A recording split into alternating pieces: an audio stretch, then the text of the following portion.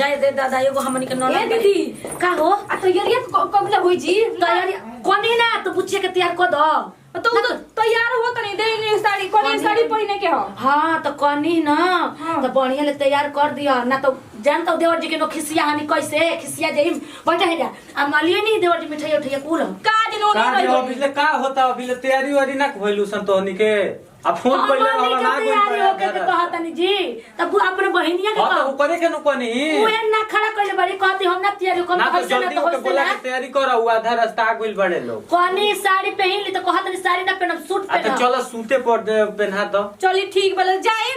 बाहर मिठाई लिया नी हां लिया के रख देले बनी अलमारिया में रख देखो तो दीदी हम सजा दिन प्लेट वाला हां तो ठीक हां सजाओ आ तो जाई रो दुआरे पर हम जाते जाते ना बढ़िया से पर देखिया ओकरा के समझा दी हो ओकरा के ठीक बा, हम इने ओने ना करे के बढ़िया से जतना बोलिहन जाओ तने बताई ठीक बा हम अपना से दिमाग में ना राउर बहिन हरी तो रौदा ने के समझा हमरा पे तो सही ऐठत रहली तो भौजी तू ढेर बोले समझा दी हो हम ठीक तो बा, हम समझाते बानी हम समझा दे ठीक बा मैं देखिए साथे ओकरा के ले जी हम जाता नहीं हां दुआरे पर हम हां इधर जाता दोनों चल जाई ठीक बा ना तो भोलुआ के घरे मत जाइम बुझाई ना ठीक बा जाता नहीं और दाई हमरा तो डरे लागत है खिलवाड़ी का जने नोना दिए त काईगा ओ घर आई रसन त सही मुंह नाक चमकइले रहे अब की मुंह नाक टेढ़ करती जातन हम समझा दी ना तो ओ खाते हमरे के होई मुंह तो बड़की हिय त ई ना समझैला या जातन चल ना हल्दी बिछावे दा आवेला बड़े लोग कुर्सियां साला हां एकरो के सीधा कर दी अब ठीक बा बैठे लायक हो गई बा ऐसे तो से ठीक है बा चलो सब बिछा दी हनी अब कहां बड़े लोग अब आते होई हम लोग बानी जी हां जी जी आई आई आई आई आ कोने जी प्रणाम प्रणाम बैठी बैठी चलो बैठो जी बैठी बैठी बैठी कुर्सियों पर बैठी जाए आवे में कोनो दिक्कत ओकत ना न भइल ना ना कोनो दिक्कत नहीं है बढ़िया से आ कोने है जाना हां अच्छा चली ठीक हो तनी गड़िए के पंचर टायरवे हो गेलो तनी पर अच्छा चली कोनो बात ना पानी वाले ले आओ तनी पिया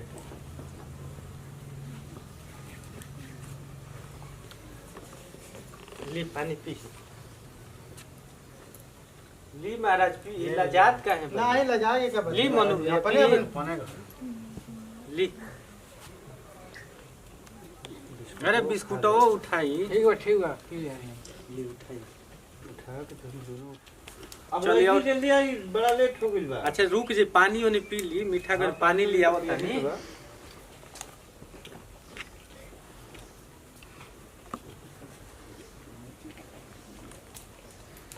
ली पी ली पानी ओने पी ली तो अब आराम से जाही के न बा देखो ही के न बा मान ली दुआर पर आइल बनी रे ली फर्ज बा कि हमने के सेवा करी तो मान ली दुआर पर आइल बनी सेवा ना करो तो अच्छा ना नु लगे कोई कोई का कही राज हो जाई नु हली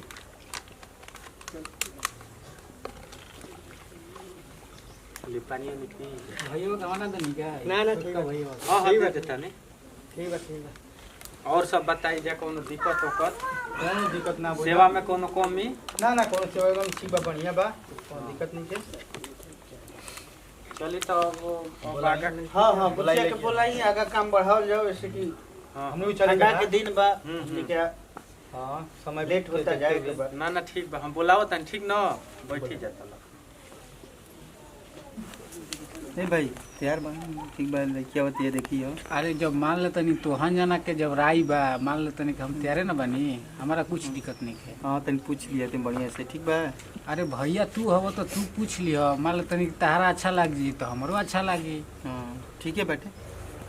ठंडा लगता है जैकेट ना पहन के दिखा देती जा कुचिया तैयार हो गइले हां जी आ तैयार कोई बड़ा लोग उहा लोग बुलावत रहो लेके चल लो अरे चली हमनी के लेके आ गए हाँ, भाई जल्दी। सब दिख मंगवा अरे कबू तुम अरे पागल भई काई कुल बोलत हवे आई बा कोई दुआ तो पानी ओनी ना ए दीदी बोल दी ना तो हो जाएगा बोल दी तो भाग जी समझा दो एके तनी समझा दो तो करे के ना तो वो जाके इज्जत के बात बा बुझाई हमकी इज्जत मत ले चुपचाप जाता ना बोली हसनो वो तने बोले के बा कटोरा से निकाले के इज्जत लो 1 किलो सुनो अब लड़ा लोग मत लेके आवो लोग हम जाता नहीं कैसे ऐसे नहीं बात करें इनका मुंह कोई ना लगी चलो चुपचाप बुझाई लो कपड़ा आपके में फट जाए तो गांव समझ में हंसी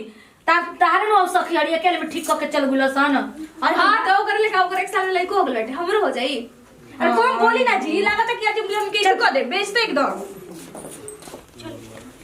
मोबाइल ले लो काहे के ई ना बुझला ए धरी जी धरी मोबाइल इनी कोन सबके प्रणाम कर ले ठीक बा नहीं आके बैठ जा प्रणाम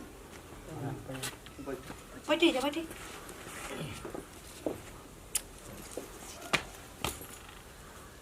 तब देख लीजिए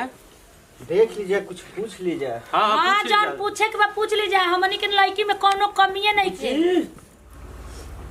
चलिए पूछ लीजिए। पूछ ली जौन पूछे के बा पूछ ली। नाम का बुची राउर हमार नाम सपना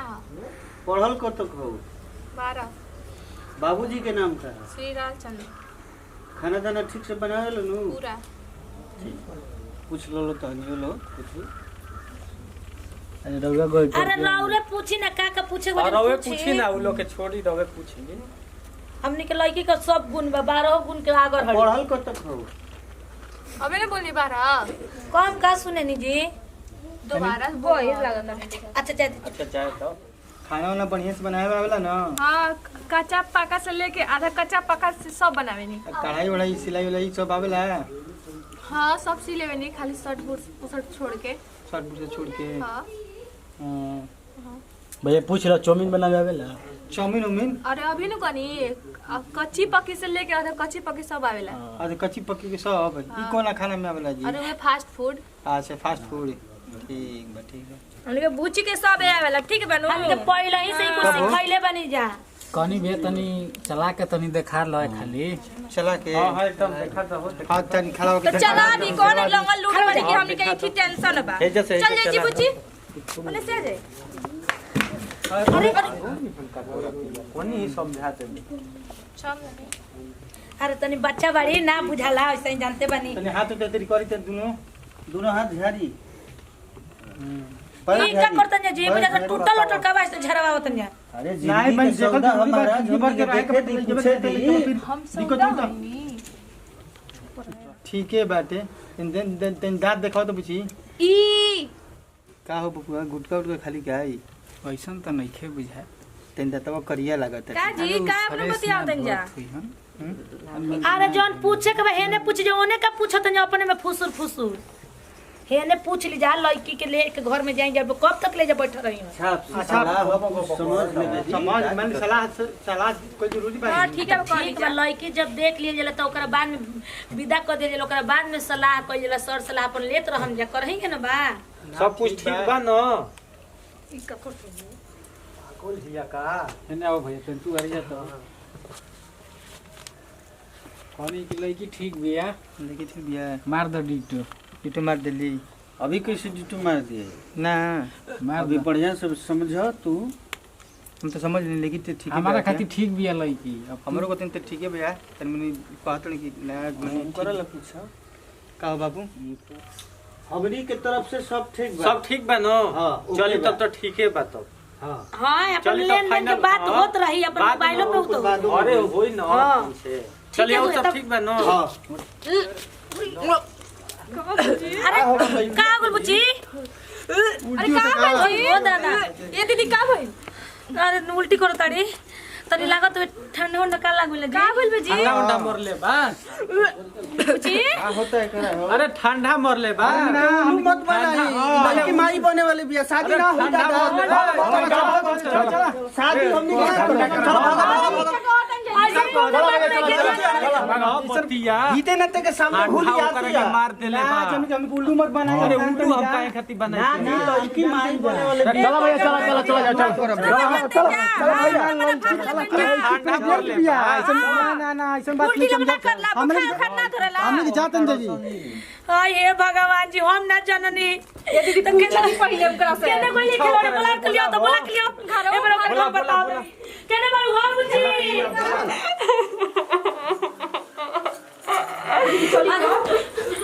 क्या हो निमन कइलो ना ये सब कर रहे हां पहले सही सही बता दे के कहोगे ना तो जान दे ता भैया ये काट टुकड़ी गुरे फेंक दिने तना खिसियाई मोट बैठल रह खिसिया दे यार हमनियो को मारे जा का कइले बड़ी पता ना ये नु कहियन जा तो तोनी के घर में रहो करके ना देखत रहो सन बताओ जो पहिले बुला मरबू ना ना ना ना मार बुची बता दा कहन के इज्जत ले डूबल बड़ एकदम जो लइको देखे लो करे ना लटे आई हो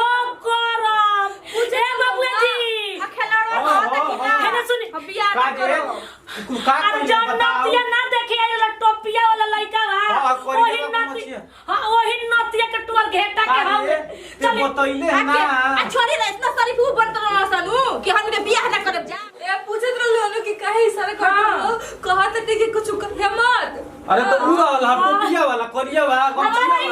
बता वही बता दे रहा तू ना लाखा कुछ के मारला रहती जा सब मिल के शादी हो ये जाए अब का दिक्कत बैठे तो काहे छोड़ से भगलो पहले ओकरे दुकान पर घर में से ना छोड़ चलो कर चल बाजी